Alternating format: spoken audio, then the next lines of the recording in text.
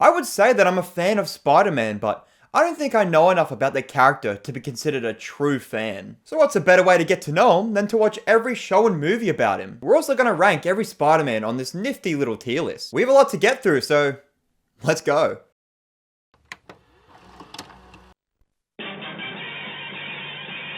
Spider-Man 1967 hasn't aged the best. I don't think it's very fair to go too harsh on a show that came out over 60 years ago, but I'm gonna do it anyway. This show isn't very good in my opinion. It's structured around a villain of the week formula, with a different villain showing up from episode to episode. This leads to there being no overarching story, which isn't really its fault because shows like this didn't really start coming out till the mid-2000s. You can just jump into any episode and get what's going on. This made it really hard for me to stay engaged because I just like shows with overarching stories. I don't know, sue me. But I made it through and I never want to do it again. I will say that the look of the show is very charming, even though the characters are really ugly. And that theme song, man, so iconic. They love to repeat animations all the time, which is a smart way to save budget, but it's extremely obvious when they do this. Peter is very quippy, as you would expect. I think I just created a work of art. And the villains are fun to watch, I guess. By the way, Spider-Man's whole thing is that he does this to shoot webs. He goes, bleh. He hardly does this during the show. He just points aggressively at people. One episode I want to talk about is Season 2's first episode, The Origin of Spider-Man. Yeah, we get the origin story for Peter in the second season. In Season 1, the episodes were split into two 11-minute segments, where in Season 2, they have whole 21-minute episodes, which really shows the poor pacing of the show. Everything goes as you expect. Peter's bit by a spider, which gives him powers. He makes his suit and webs really quickly, might I add. Uncle Ben bites the dust, and Peter absolutely violates his murderer. There's a whole 2 minutes of him just swinging around, with repeating shots and animation. It's a good episode, I think, no matter how darn slow it is. Season 3 goes back to the 11-minute segments. The final episode has Peter vibing with this child, telling him some stories about his adventures. Shit gets pretty wild by the end, and that's where the show ends, in a not very eventful way. Oh yeah, and it's the meme. Whoa! If I was around in the 60s when this was on, I'd probably like it. But nowadays, it's not the most ideal show to watch. E-tier Spider-Man. Very bland, but there are some glimpses of the Spider-Man we know today. Spider-Man! The next show was released in 1981, titled Spider-Man. Very original. It has the same villain of the week formula, but I found myself enjoying it a little bit more. The voice acting is a lot better, the backgrounds are really detailed, and it's actually kind of funny. Yeah, surprisingly, I laughed out loud a few times due to some of the quips Peter makes. Maybe Spidey can find the president, even though I didn't vote for him. The same old villains are in this one, but there was a surprising amount of other characters that aren't typically seen in Spider-Man, like Doctor Doom, Magneto, and Captain America. They have a variety of villains from Mysterio to Black Cat.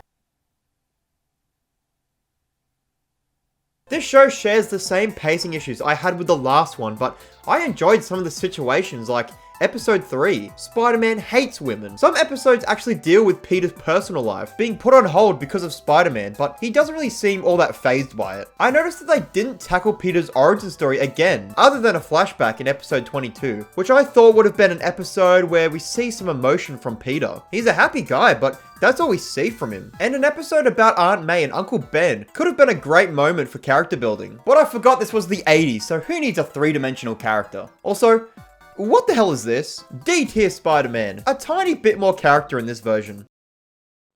Spider-Man and His Amazing Friends. Our next stop is Spider-Man and His Amazing Friends, releasing in the year 1981, alongside the Spider-Man show we just talked about. Wait! They're the same Peter! So for whatever reason, these two shows came out on the same day and ran alongside each other. The poor kids in the 80s, how would they have kept track of what is what? Because both shows share the same Peter, same music, same sound effects, but not the same actors. This show's pretty much Spider-Man 1981 DLC. It introduces two new main characters, Iceman and Firestar, who are both a breath of fresh air. These shows so far, Peter has been a lone wolf, so it's nice to have new main characters for him to bounce off. Last one home gets to wash dishes. Get the soap suds ready, webhead.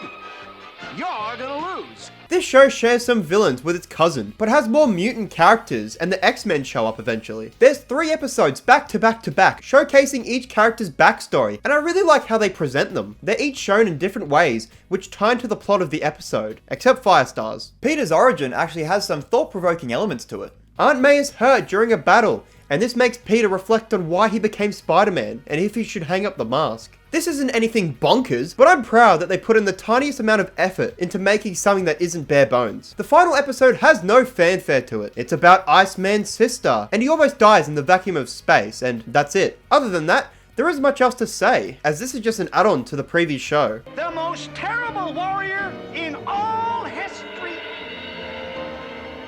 Genghis Khan! Man, these older shows are really wearing me down. I wonder what's next.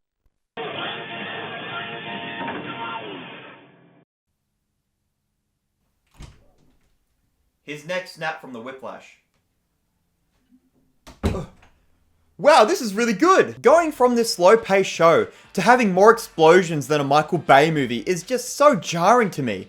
But oh my lord, is it fantastic. I heard a lot of good things about this show before watching it, but it really blew my expectations away. The animation is really solid for a show that came out 30 years ago, and there's actually overarching stories. Hallelujah! We got our first symbiote storyline, and it was pretty good, but I did feel like it was a little rushed. I'm also going to be adding the symbiote versions of Peter to the tier list, as most of the time, he's a completely different character. This one is a C tier. Peter has so much personality in this rendition, but seemingly gets corrupted by the symbiote really quickly. Like he almost kills Rhino after having the symbiote for a day. I think this concept is better when there's a slow build up to the asshole. But when he does become that asshole, he fucks shit up, and we get this meme. Get back here, Shocker!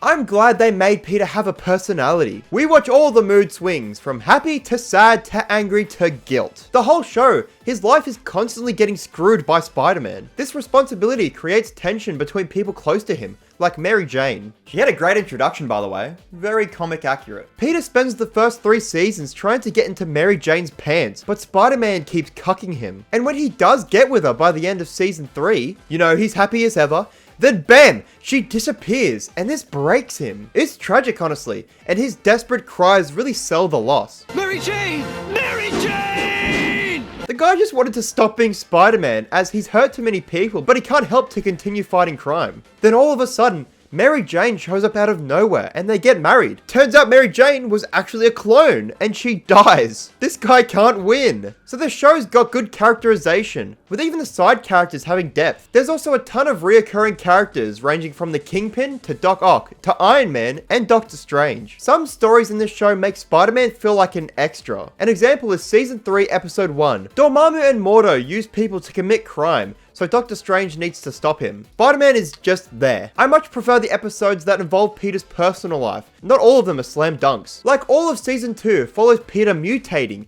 and trying to find a cure, but he has to do a bunch of side quests, which make the season drag. The show actually has really good continuity. Characters like Smythe change and evolve, and stay that way. Another iconic Spider-Man concept is the Sinister Six, which is... What do you mean they aren't the Sinister Six?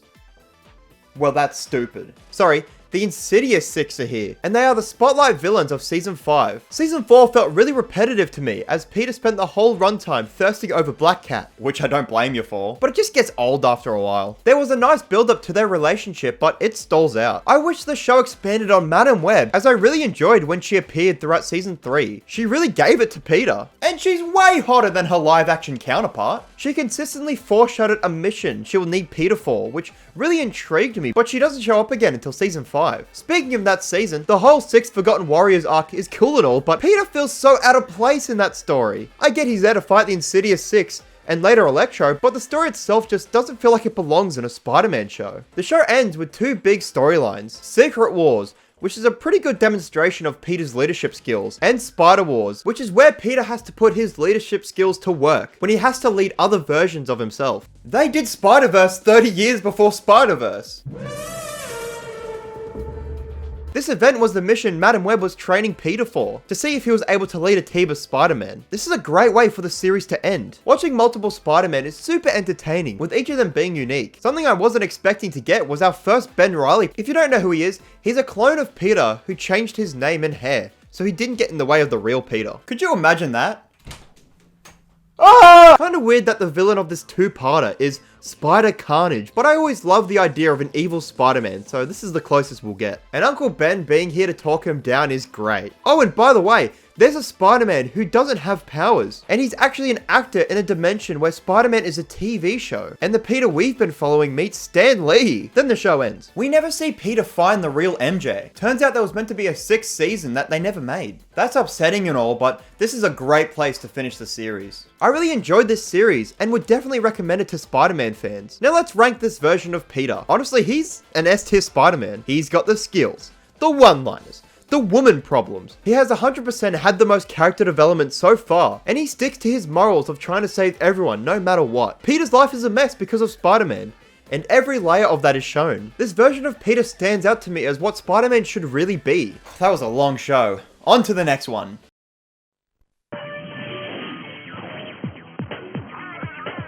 This show actually does something different. Whoa! All 13 episodes take place on a far-out planet called Counter-Earth, ran by the High Evolutionary. He created Bestials, which are animal people, to overthrow the human race, which they do pretty well. Peter is thrown into a war between the two species, and I really like the idea of this. Sadly, I can't say the show fulfilled this concept. Nothing really happens until the last episode, with most of the episodes just focusing on people getting taken or other side characters. And I can't say these side characters are all that great. The only one I found somewhat interesting was X-51, which is a rogue robot enforcer. Who else do we have? There's JJ's son, Sir Ram, Horny Rat, Mummy Man, and Woman. I did really enjoy the Counter-Earth version of Spider-Man's villains. We got Electro, Kraven the Hunter, Vulture, and Green Goblin, who's actually a good guy? This place is weird. Venom and Carnage are also here, and they come from normal Earth, which is why Spider-Man's here in the first place. By the way, I love the design for the characters, like Venom and Carnage.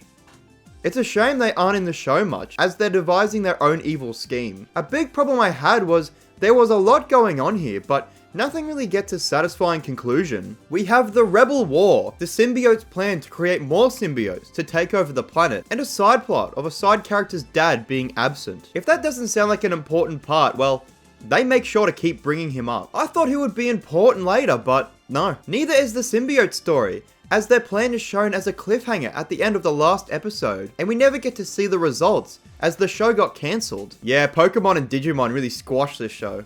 Oh yeah, Spider-Man! This version of Peter is very underwhelming. I honestly don't think he has a whole lot of personality. Like, he has the quips, but every line delivery feels so unenthusiastic. Hi, we're here to see X-51. Oh, are visiting hours over already? He's still got those Spider-Man morals, but also not really. He spends the show constantly flip-flopping between whether wanting to help save the rebels or going home. And he sits on the fence hard. It's very unclear what his goals are, as they change between each episode. I feel like any other version of Spider-Man would stay on Counter-Earth to fight the war no matter what. And you can't say this is what Peter did, because when he was almost able to leave, he was forced to stay because he would have died. Man, do I like this Spider-Man? I mean, his suit's really cool. It's nanotech and looks so slick. And it's got a bunch of features like a stealth mode, remote control, and sonic waves. And a cape, if that counts. This is a C-tier Spider-Man. There was also a very brief moment where Peter had the symbiote, but nothing happened, so F tier. I've watched a lot of episodes by this point. When do the movies come in?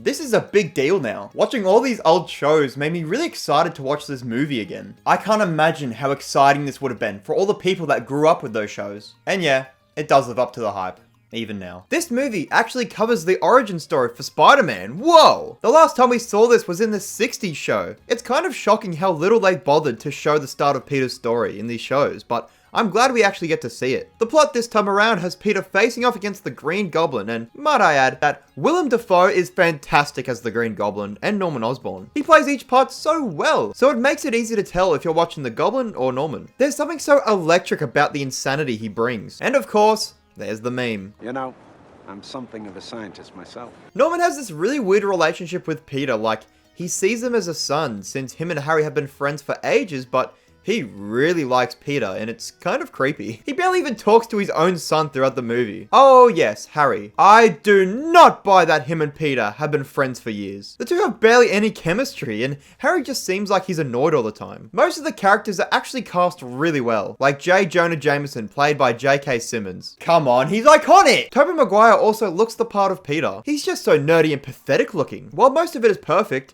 The casting can get a little questionable at times. Like, look at this group of adults. Wait, they are teenagers? Ew! These guys don't look like teenagers, what the hell? Alright, enough about the filthy side characters. This is about Spider-Man. I really enjoyed watching the rise, and there's something I just love about superhero media. When powered individuals use their powers for menial things like, for instance, caving someone's ribs in. I also really enjoy when people accidentally use their powers, like for instance, caving someone's ribs in. The whole scene is just a great demonstration of Peter's powers. He has all the usual abilities, but with an additional one. Peter doesn't have web shooters in this movie. His webs are organic, so he makes them in his body. He still does the punk rock hand gesture, but that seems a little strange now. See, normally that gesture has a purpose. It's so he can activate the web shooter. Maybe doing this touches a nerve or something. I don't know, they don't explain it. Man, look at this suit.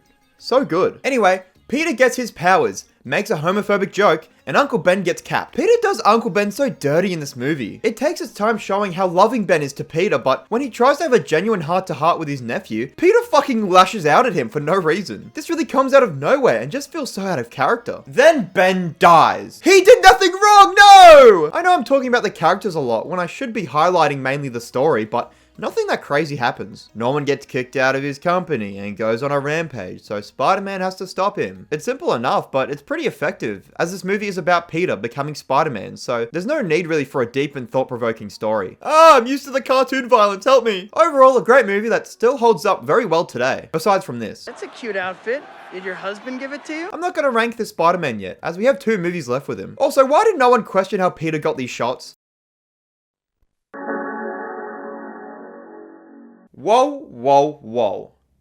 I am shocked. First of all, big elephant in the room, the show's all CGI and looks like it came right out of a PS2 game. Yes, I know, but I actually got really used to it by the end. You know what else? I actually really like this show. I was not expecting to, but I was really into each episode. It focuses more on the characters and the drama between them, which really got me invested. The actual plot of each episode isn't anything too crazy, but they're still really entertaining. What sucks is that a lot of the antagonists are just random people with a bunch of gadgets. There were still some classic Spidey villains, but not as much as I would have wanted. Like we got the Lizard, Kraven, Kingpin, and Electro, who by the way, has an awful design. Most of the designs for the characters aren't the best, but the characters themselves really stood out. I really enjoyed Peter, Harry, and MJ's relationships with one another. They felt like real friends with realistic conversations. And my god, MJ may look like a wet towel, but God, she's bad! They surprisingly calmed J. Jonah Jameson down. You'd think they'd make him as loud as his movie counterpart, but no. Peter gets a new love interest halfway through, and I like Indy. Shame she gets dropped in the final episode. No, really. Yeah, this show is way edgier than I was expecting. Bro, she just cut his finger off! And this guy's head! Zellner, you're about to get your ass stomped. Isn't this meant to be a kid's show? Peter almost hangs Kraven in one episode. There's a lot of blood and a few naughty words. In a Spider-Man show. Holy shit, that girl just got domed! The show's actually funny as well. Most of Peter's quip made me chuckle, and there's an episode where Flash gets really smart, and that shit's funny. Speaking of Peter, I also really like this version of him. His quips are really funny, and he uses his smarts in creative ways. He's a really efficient Spider-Man, and he's still got all the ladies after him. And he's just really charismatic and a joy to watch. Honestly, A tier. I know people are probably gonna flame me for this, but I don't care. The show ends with Peter giving up being Spider-Man after he almost kills Indy. I do think there was meant to be a season 2 to follow this up, but the show got canned. It's a damn shame. Now I know why the CGI looks so familiar. They look like the characters in that Facade game.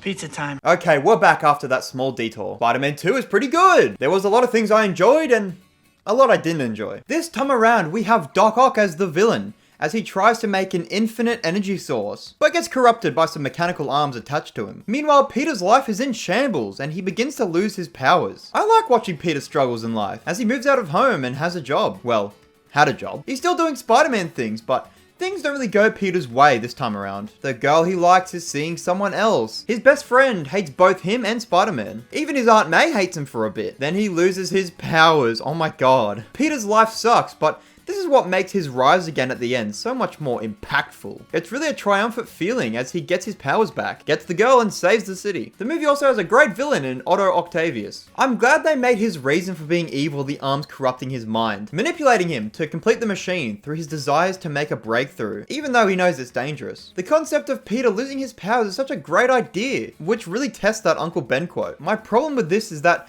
Peter does give up being Spider-Man for a surprisingly long time. I know he becomes Spider-Man again later on, but I feel like Peter would never give up being Spider-Man even without powers. He's always had trouble ignoring when people need his help, but this Peter just watches a guy get beat up. This would have worked better if he tried to help this guy but got his ass kicked and then realized that he really can't do anything anymore. It's an interesting exploration on what happens if Peter really did give up being Spider-Man. I really enjoyed the train fight and the emergency stop. That's all really great, but some people, elements of this movie really got on my nerves. Take Mary Jane Watson, for example. Instead of being this independent, headstrong friend to Peter after his rejection from the last movie, she thirsts over him for the whole movie, even with a fiance. She makes her fiance reenact with her the Spider-Man kiss from the last movie, which is weird, and asks Peter to kiss her multiple times. It's just so icky. Every character is just acting weird. Harry is fine. He's still mad at Spider-Man and all that. Mary Jane is being a creep, and Aunt May can't even look at Peter at one point. Another thing, last movie, we had the introduction to Spider-Man, so now we should see a lot more of him, yes? Well, actually, no. It's just Peter kind of living. I want to see Spider-Man! It takes 25 minutes for proper Spider-Man stuff to happen. Everything else was great, but this movie loves screaming women.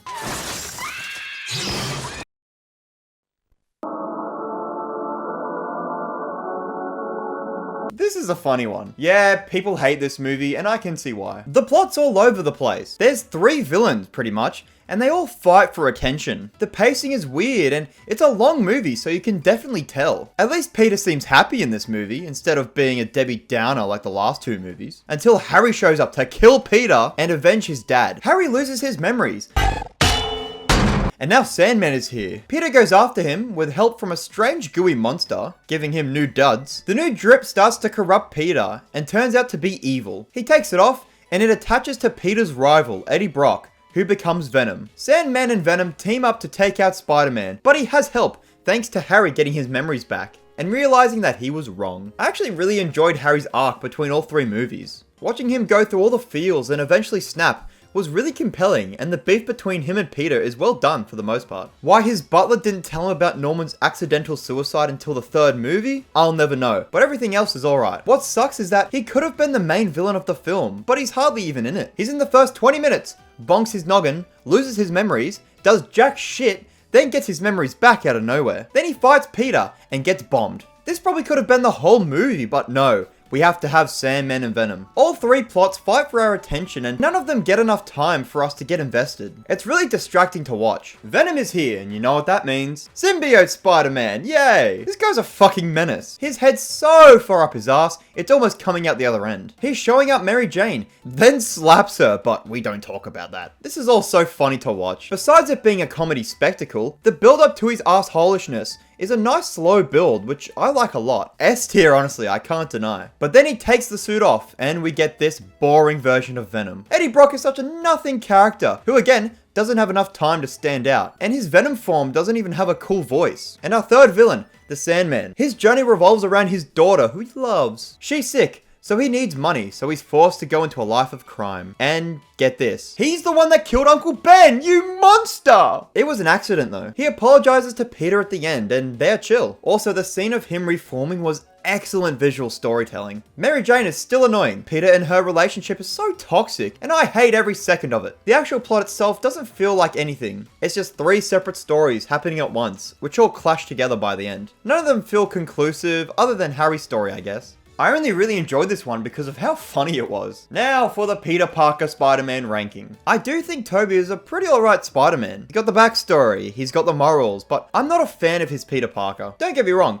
he looks the part, and he's very pathetic sounding. I watched this trilogy with my mum, and she even pointed this out. His quippy remarks also feel really forced and unfunny to me. Hey kiddo, let mom and dad talk for a minute, will ya? These movies don't really show off his smarts either. They only kind of mention it a bunch of times, and have like one scene in a class. That's a big part of the character, which allows him to come up with all these creative solutions to problems. Tobey does the job, but he's not my favorite. B tier. And that's the first set of movies done. How many do I have left? Oh.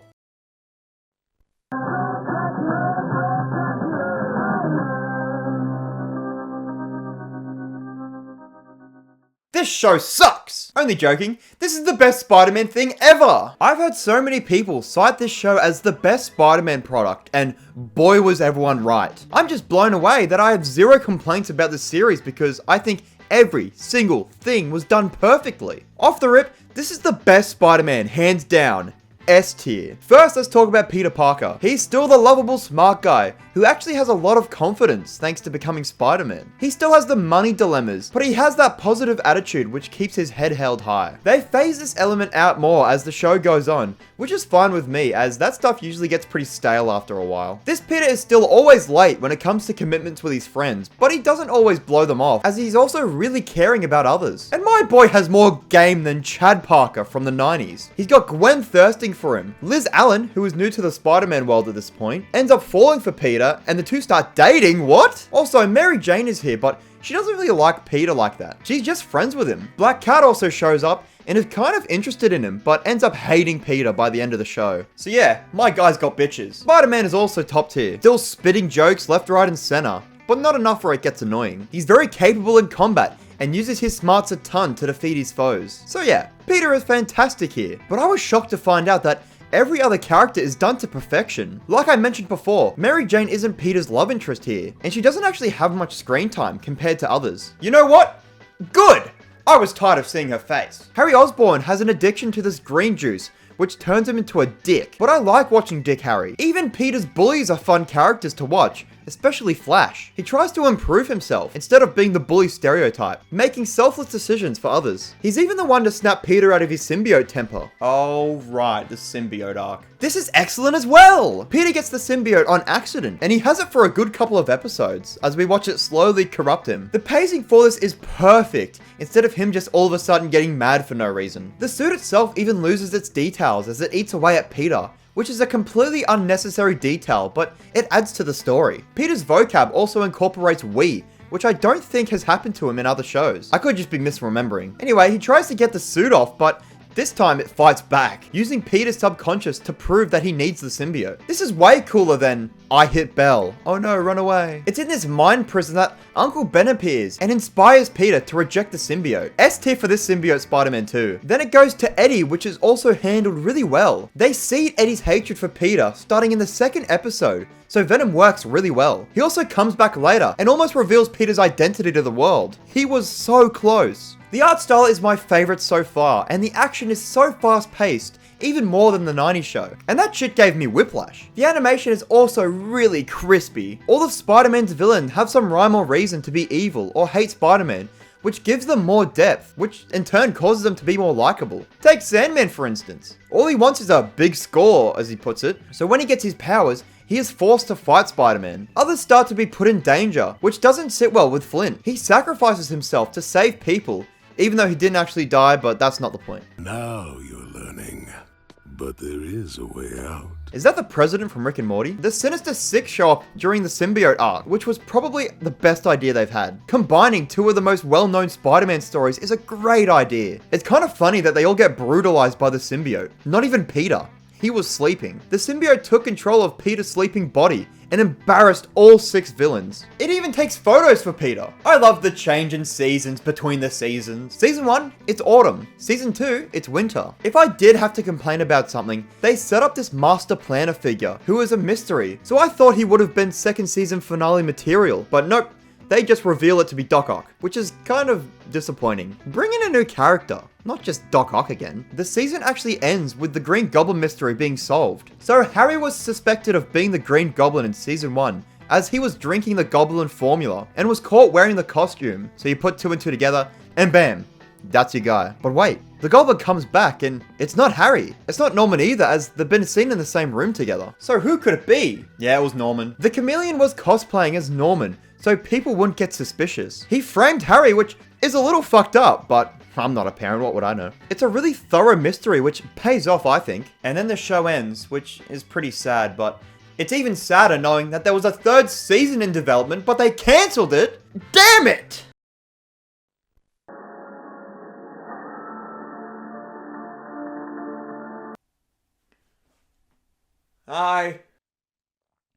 This was different from what I remember. That's not a terrible thing, I remember this being worse. For starters, now it's Andrew Garfield playing Peter Parker, and he's definitely trying his best. He delivers his lines so awkwardly, and I get by now that Peter doesn't usually have the best confidence starting out, but even later on, he's a bumbling buffoon. He just acts more manic than what Peter usually does, which is weird. He's very good looking, which I'm sure the ladies in the audience would not be complaining about. When Peter and Gwen are having their little lovey-dovey moments, I just want to look away. It's not because I have the maturity of a toddler, it's just that they are weird. No Mary Jane in this, and like I said in the Spectacular Spider-Man part, you know what? Good! I was tired of seeing her face. I actually like a lot of these characters. Captain Stacy, Kirk Connors, and Uncle Ben. He's a sassy grandpa here, which makes him come across very aggressive, but Peter's kind of a little shit here. You can really tell that he has Peter's best interest in mind. She's the girl on your computer. Yeah, he's got you on his computer. Now for a segment I like to call What Scenes Did I Like? The train fight is cool. As I said, I love when characters use their powers on accident, which then leads to the bathroom scene where Peter starts fucking shit up. And last is the basketball scene where he humbles Flash. Flash doesn't actually stick with the bully stereotype here. When Uncle Ben dies, he gives his sympathies to Peter, and by the end of the film, they're almost friends. Back to Peter. This movie shifts around his origin story and changes some elements, so we have a very special take on the character. Uncle Ben doesn't really hammer home that great power quote into Peter. So when he dies, Peter does his usual revenge act, but it lasts a lot longer in this movie. The whole reason he makes his suit, makes his webbing, is to get revenge on Uncle Ben's killer. He doesn't realize his true potential until he saves this kid on the bridge. I actually really appreciate this change of making Peter more bitter and angry, because it allows him to slide into that hero role more naturally. I also like how he never finds the murderer, because that doesn't really matter anymore, because Peter has a bigger role to fill. I can't really say I like the Peter side of him though. There are parts where he does the dumbest shit, like labeling his camera that he brought to the main villain's lair. Another big change is that we see Peter's parents. I don't think people really like this, but it's something new and they don't really overstay their welcome. This movie is kind of sad. Like literally, Peter's crying more in this than he smiles.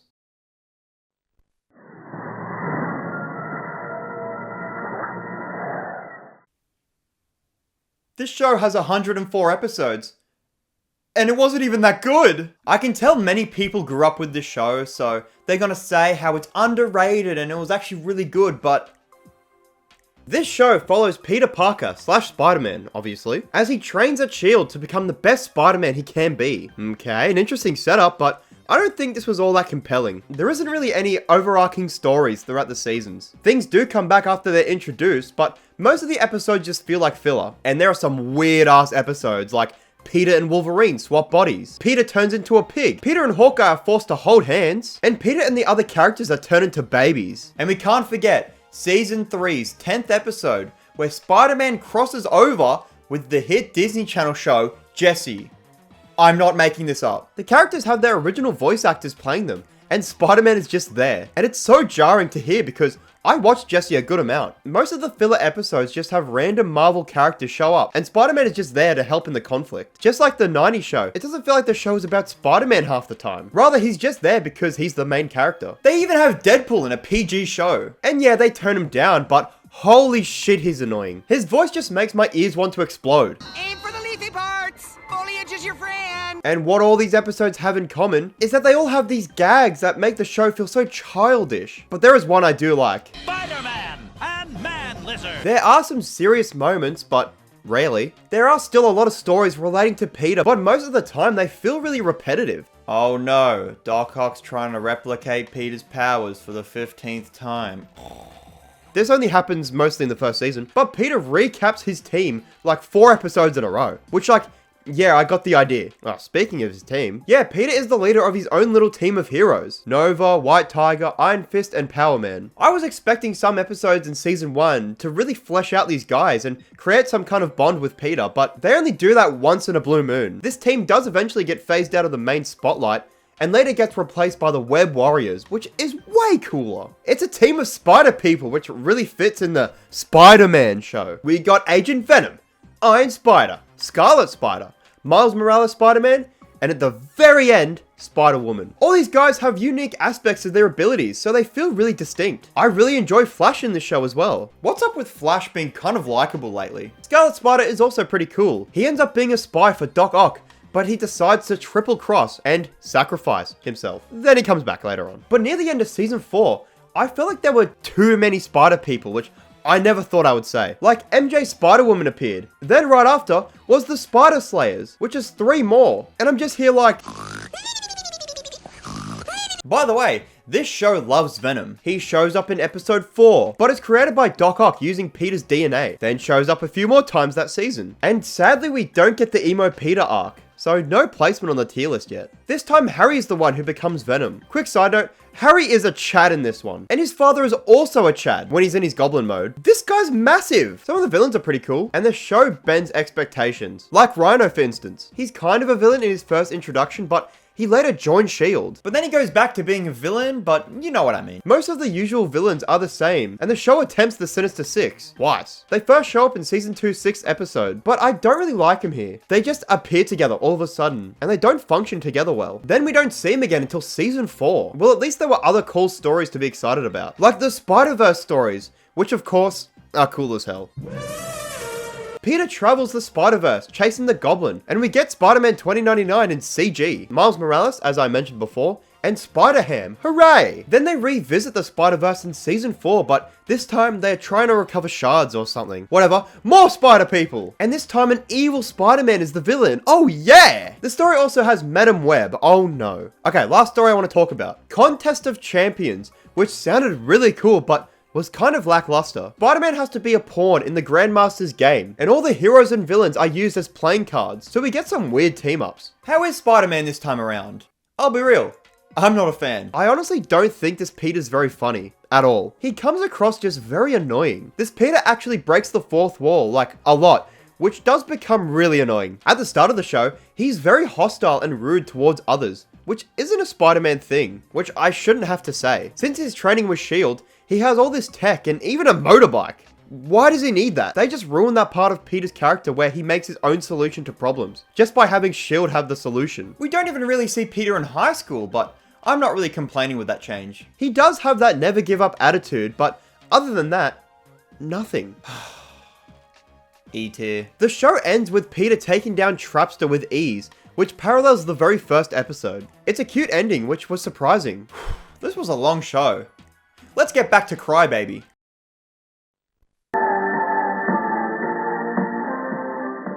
We've arrived at the movie that most consider the worst one, and I can agree, but not to the extent of others. I don't believe this movie is the worst movie known to man, as I think there's some elements that keep me somewhat entertained. For starters, there are 2 shots I really like. Ooh, what else? The Spider-Man suit is really sick, and just the Spider-Man stuff in general is really fun to watch. I found myself loving the Times Square scene, because it shows off a lot of Peter's good personality traits. It honestly would work really well as a very short film. You can also faintly hear Max's thoughts building up, which leads to a massive dubstep beat.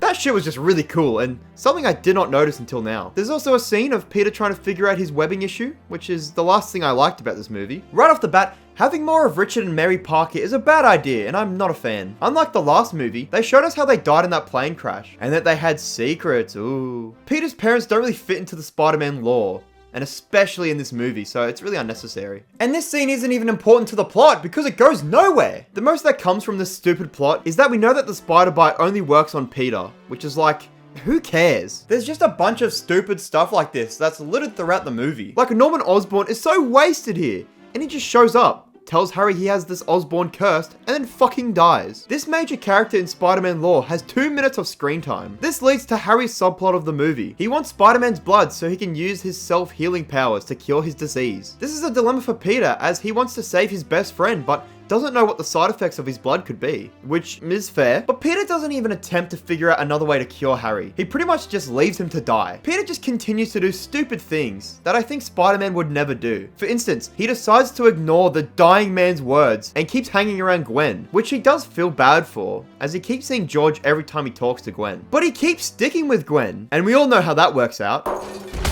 Side note, I watched this movie with my mum as well, and she was flabbergasted when Gwen died. Also, this runtime, man, it's just so bloated with Peter trying to solve what happened to his parents, which again, goes nowhere, so we don't get much Spider-Man action in the Spider-Man movie. Electro and Harry don't get enough time to be interesting characters, which really hurts their team up later on. Missed opportunity, as we were so close to a live-action Sinister Six, which they set up at the end of this movie. Alright, time to rank Peter. This may seem controversial, but D tier, honestly. First off, I just think this Peter is too cranky all the time. Or he's crying. I'm not saying Peter shouldn't cry, but he's literally in a negative mood for the whole time. The scenes where he's Spider-Man are so cool, but we don't get enough, so I'm not too satisfied. He's not all that quippy, which is a shame. But I will say, he is really good with people. He almost talked Max down in their first encounter. I do think he's a pretty good Spider-Man though. It's just the Peter side of him that brings him down for me. Alright, let's talk about a good Spider-Man.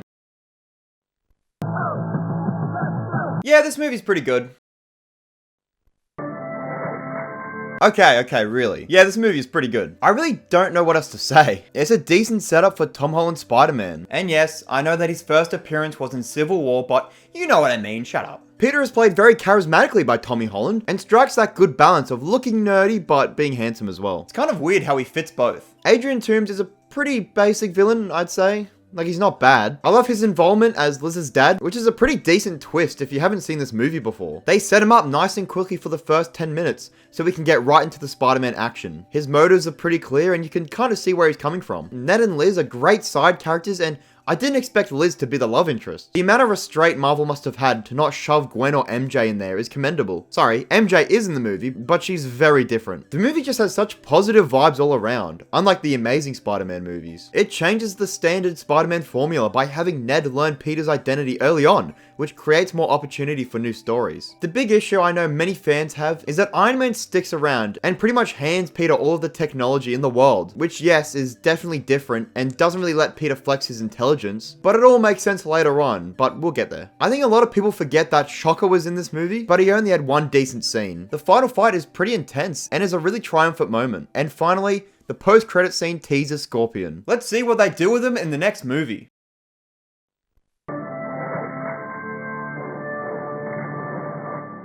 One sec, we need to make a quick pit stop. I expected this show to be bad, but no, I was quite surprised. It really goes back to the Spider-Man roots, and like, I mean really back. All the shows before this one had us following Peter's journey after a year of being Spider-Man. But here we see everything, from the spider bite to the shitty homemade costume and the rise in popularity. It's a really humble beginning. I also really like how Peter wears his first homemade suit for the first 2 episodes before getting the official one. This series feels really fresh with a lot of new concepts coming into play. Like instead of Peter attending a normal boring high school, he goes to Horizon High, which is a school full of super geniuses. That's how we're introduced to characters like Gwen, Harry, and Miles. I'm sure you can guess, with Miles' presence in the show, that he becomes a Spider-Person. As well as Gwen and Anya, who's a character we haven't gotten in any media before this point. She's in Madam Web. The show also likes to shake up some of the villains we usually get. Sandman is a kind fellow who doesn't want to be a bad guy. He only wants to protect his daughter. And then she gets sand powers of her own and murders him. Yeah, he does not come back. The Vulture pretty much becomes the Green Goblin. Black Cat has bad luck power, and Harry doesn't become evil at all. Him and Peter's friendship is really tested because of Spider-Man, which I really enjoyed. They were thrown into situations where Peter was forced to upset Harry, and I was really expecting him to go full Goblin. There's a lot of really cool story arcs like Spider Island, where 90% of New York's population gains spider powers, but then they all mutate into giant spider monsters. The symbiote arc is here as well. This symbiote Peter is a B tier. The suit looks really cool. They show off more cocky aspects instead of the traditional anger, which I like. And there is a nice 2-episode build up to Peter realizing he's evil. I do wish there was like maybe one more episode with Peter wearing it, and I do wish there was a little more anger involved. But my favorite chunk of the show was the Superior Spider-Man arc. So Doc Ock switches minds with Peter, using a machine housing his mind. So Otto is in Peter's body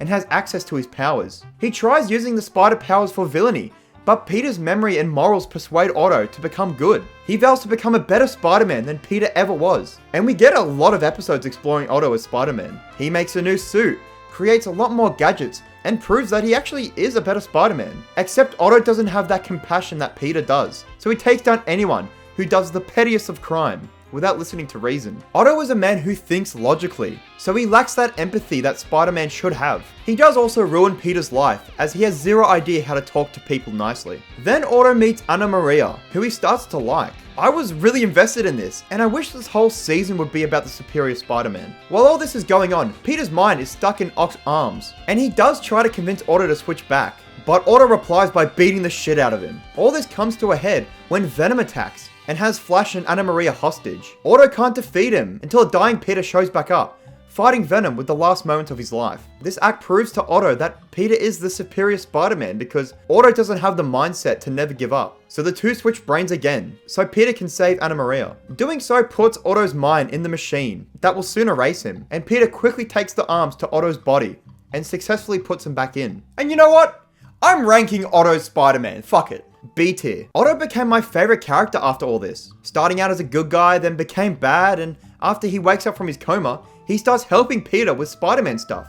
And I honestly thought this was some kind of scheme to become evil again, but no. All of Peter's memories and experiences stick with Otto, as he tells Peter that Uncle Ben's words mean just as much to him. Of course, the other Spider people and Harry don't believe Otto is turning over a new leaf, but Peter defends him, as the two become very close. Then the Goblin King attacks, and the only way to defeat him is for Peter to plug his smart, wrinkly brain into the machine to stop the giant robot. This could kill him, however, so Otto snatches the device and uses it on himself to stop the Goblin King. As his life fades away, Peter is by his side. The music is swelling and Peter asks, "Why would you do this?" And Otto replies with this, "Is this not what Uncle Ben taught us to do?" They accidentally executed this moment, and Otto passed on. And I'm so glad they didn't ruin this by bringing him back to life. Just because I like lots of parts of the show, doesn't mean I don't have my gripes with it. I do think this series suffers with a lot of the same problems from Ultimate Spider-Man, where it has a lot of other Marvel characters in it, which did scare me a little bit. Unlike Ultimate Spider-Man, it isn't as often here. The Sinister Six? Oh, sorry, Sinister 5? How lame. Isn't very good. Like, look at this lineup. Doc Ock? Yeah, okay. Vulture?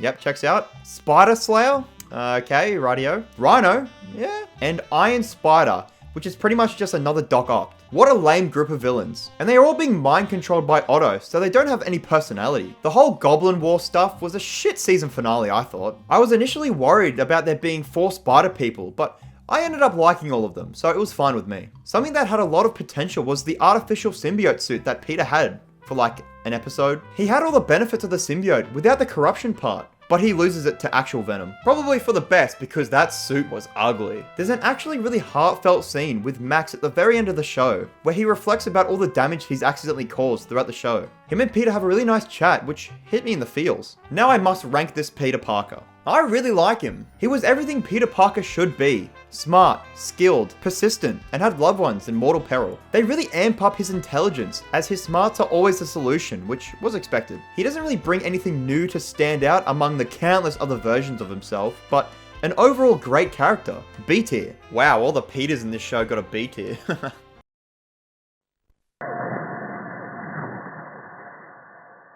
I'm sure many of you probably have never heard of this movie before. It's a small animated movie that doesn't really impact the Spider-Man franchise that much. Immediately, this movie became an influential juggernaut when it comes to its animation and art style. It was very experimental and unique in a time where most animated movies were just CG and all kind of blended into each other. But now this movie started a wave of new animation with TMNT, Mutant Mayhem, and Puss in Boots, The Last Wish. Those are only a few examples off the top of my head. It just works really well, but there's only a few tiny points where I found it hard to tell what was going on. But then again, that's just me. This also marks the first time Peter Parker isn't our main Spider. This story is about Miles Morales, who is presented so well here. I'm pretty sure this movie's success made Miles a household name, as he started to appear in more and more Spider-Man stuff, like the video games. I'll save my thoughts on him for when I rank him, but he's very likable and has great chemistry with other characters. The main one being his Uncle Aaron. You can just tell how much Miles looks up to him, and it makes it tragic when he gets capped later on. And Miles is liked by people as well, which is weird to see. I'm used to the constant bullying. All the other characters are fantastic as well. I really like Miles' dad. He's just very loving and pretty funny. The villains as well are also pretty good. What every Spider-Man movie has done so far is have a different villain. Like there has been zero rehashing other than the Green Goblin in The Amazing Spider-Man 2. But I would like to forget that. So in this movie we have Kingpin, Tombstone, Scorpion, Prowler, and Doc Ock, but but this one's a different gender, so it counts. Yes, all the spider people are great as well. You should know this by now, but I love multiple Spideys. I was surprised how much character they all had. Like, why are they making me like Peter Porker? Seeing this universe's Peter get brutally murdered felt like a kick in the balls, as I've been following different Peters for like 2 months at this point. We've seen Peter be a leader before, but we've never seen Peter being a teacher, so scenes with him and Miles are really cute. The plot itself is just awesome. Everything works really well. My only problem with this movie is that I don't get why they're so hard on Miles. Bro just got his powers, and this moment kind of just felt like they were trying to force our way to the Prowler reveal. But other than that, this movie is almost perfect. Miles' character arc is perfect, and the big swing near the end feels like a triumphant moment. This movie is also really funny. I lolled multiple times. There's also a lot of shots I really liked, and the post-credit scene is the best possible thing they could have done. It introduces a major character and sets up the idea for the next movie, and it's just kind of funny. I guess we should get back to Tom.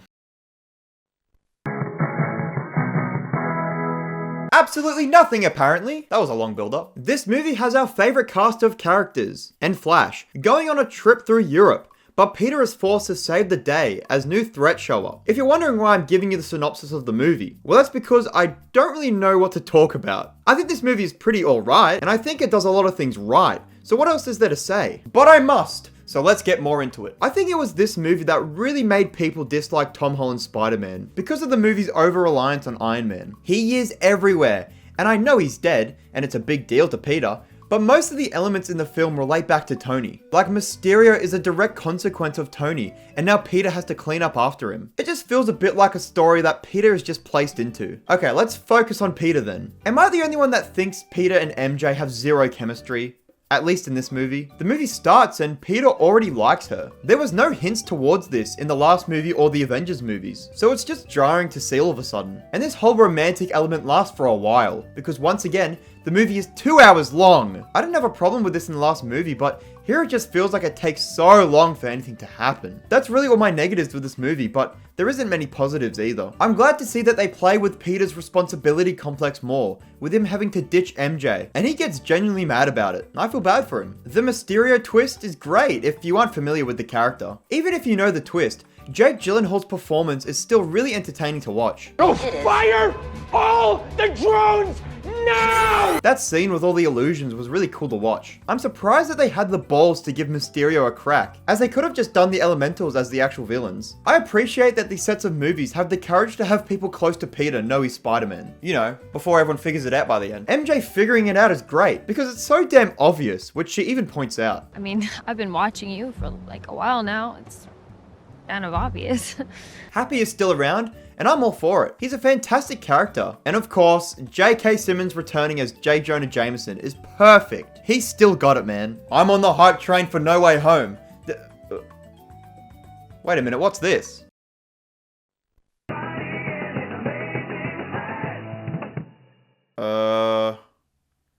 This show was made for children, and I mean, more than it usually is. So I'm gonna only watch the first and last episodes. I'm not surprised to find out that nothing really changes between them. Every episode is just a villain of the week, without there being any substance. I felt like the police were gonna kick down my door watching these. It's kind of strange how often Peter, Miles, and Gwen are put together nowadays. Each character keeps their basic tropes, like Peter is smart, and Miles can turn invisible, and Gwen's just there. I didn't watch anymore, because it would have been a little weird if someone saw me.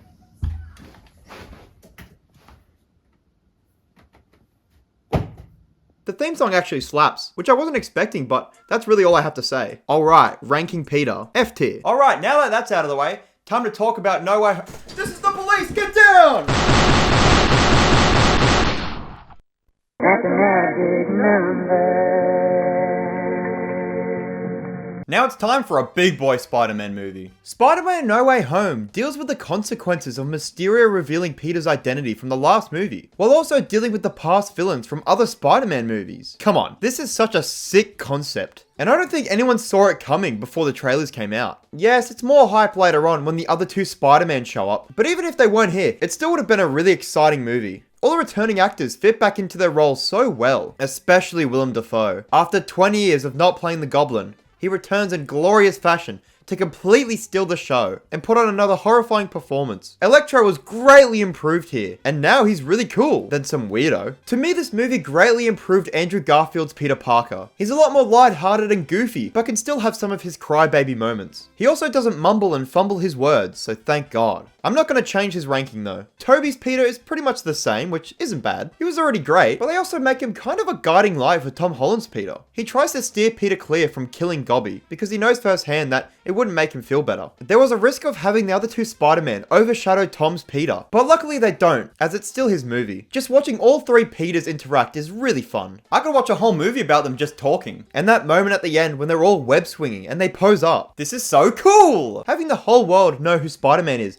just feels so bizarre to me. I sometimes forgot while watching it that it's a Spider-Man movie because I've never seen anything like this. It's neat seeing how differently everyone treats Peter and how much damage Mysterio has done. I'm glad to report that Peter and MJ's chemistry was way better here, and I don't feel secondhand embarrassment watching the two. Doctor Strange is also in this movie, so of course, he brings some insane moments to look at. But it's a little strange how quickly he flip-flops between liking the idea of making everyone forget Spider-Man to, it's all your fault, Peter. Oh, and Peter using his smarts to defeat Strange in the mirror dimension is perfect. Tom's Peter actually feels a lot more like Spider-Man in this movie. The moment that made me realize this was when he said this.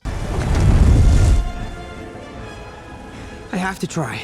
Trying to save the villains and cure them is so Spider-Man, but it does backfire, and Aunt May ends up dying to the Goblin's hands. This moment was so unexpected and sad. She's Aunt May, she's not meant to die. But then she hits Peter with the responsibility line, and it all makes sense. This Peter's Uncle Ben never told him this, I think. He hadn't had this philosophy implanted into his mind yet, because in this universe, Uncle Ben doesn't really matter. Aunt May has been the one there for him the most, so having her say this line makes it way more impactful. Then Peter asks Strange to make everyone forget who he is to save the world. This guy can't win! It's very tragic, and just as he's about to see MJ and Ned again, he decides to leave them out of his life, which is the most Spider-Man thing I can think of. The logistics of everyone forgetting Peter is a little confusing, but that doesn't take away from this sacrifice. We leave Peter in a shitty apartment in New York with a homemade suit and very little tech. Wait a minute.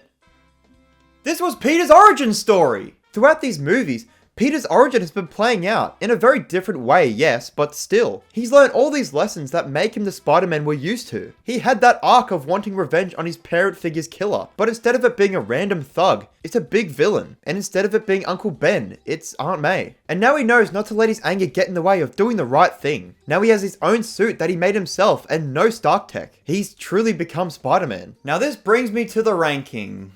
I believe that this Peter is a great one, thanks to No Way Home, and he's a very capable Spider-Man, so I think he belongs in A tier. I had doubts in Homecoming and Far From Home, but No Way Home really pushed him up there. He has the depth I like in my Spider People, where we see all the sides of his character. The fact that he's lost so much, but keeps bouncing back, shows off his resilience that I keep blabbering on about. We see how putting Spider-Man first really puts a strain on his relationships, and he's aware of that. But he knows he has to be Spider-Man. He becomes a very good Spider-Man, and even beyond that. He becomes a leader to other Spider-Mans. His smarts comes into play multiple times, and I think this Peter is the smartest by far. Tom Holland is the best live-action Spider-Man in my opinion. And I know I'm gonna get crucified for that opinion, but I don't care. The multiverse is so cool! I wonder what else is happening in other universes.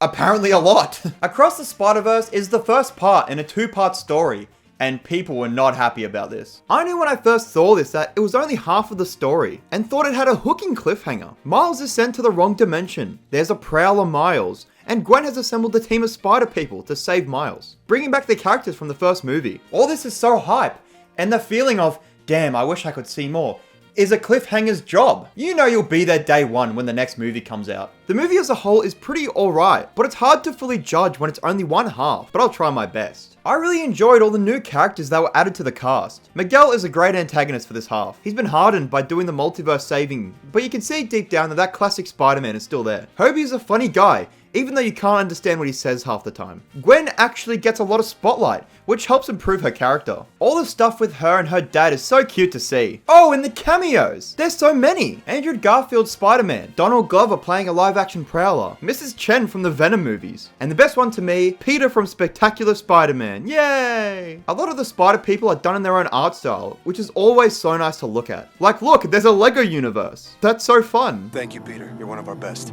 The only character I don't really care for is the Spot. Who would have thought that this little joke in the first movie would be expanded to be the main? Well, I don't think Spot is the villain of the movie. Yeah, it's cool that they expanded on that joke. Everyone was praising how he went from being goofy to being intimidating, but I don't see it. He hasn't done anything to be intimidating yet. I will be glad to be wrong when the next movie comes out. The movie focuses on preserving what they call canon events, which are moments in each universe that have to happen. The big one that you'd think they'd focus on is the death of a loved one, e.g. Uncle Ben. But no, it's about a police captain dying saving a kid. Really specific, but it fits well with Miles and Gwen both having captain dads. The conflict starts when Miles rightfully wants to save his dad, but the entire multiverse could collapse. But he doesn't care, which is such a Spider-Man thing. Spider-Man tries to save everyone, no matter what. And the Spectacular Spider-Man is on board with letting people die, which is definitely not in character for him. Look at this clip from his show. I can't ever look the other way again. That's not something you can just convince him not to do. So him agreeing with Miguel is a little strange to me. So that brings me to ranking Miles, which is a little tough considering he's a different character to Peter. But it's no question, he's an S-tier Spider-Man. He has such a compelling journey and really proves that he is Spider-Man, no matter what Miguel says. He's very capable and smart, as he successfully tricked thousands of spider people who are smart as well. That whole chase, by the way, is mwah. As of recording, we don't know when Beyond the Spider-Verse is gonna come out. I don't think they've even started, to be honest. But I want to make a prediction. I think at the end of the next movie, Miles will get trapped in the MCU universe, played by a new actor in live action. I know he gets sent to the main universe in the comics, and it happened in Ultimate Spider-Man, so I think I'm onto something there. Wow. This video took a while. It took me over 2 months to watch everything, which was a great journey to go on. I think I finally understand somewhat of who Spider-Man is as a character. He's someone who never gives up, who never lets the bad guy win, who saves everyone no matter who they are. He's witty and kind to everyone, but the main thing is that Spider-Man, and in turn their secret identity, aren't allowed to be happy. Being Spider-Man gets in the way of relationships, school, and life as a whole. Being a hero will put loved ones in danger, and sometimes Spider-Man will lose people close to him, but he never stops. Spider-Man must have an iron will to keep moving forward no matter what, because like Uncle Ben said, with great power comes great responsibility. The future is bright for Spider-Man fans. Later this year, a new show is coming out about the MCU's Peter when he first got bit. There's talk of the 90s show getting a revival like X-Men 97, and that same Spider-Man appeared in X-Men 97. Spider-Man 4 and Beyond the Spider-Verse are slowly being worked on, and there's still the Sonyverse movies coming out, even though Madam Web and Morbius were shit. I guess I'll see you when that Kraven the Hunter movie comes out.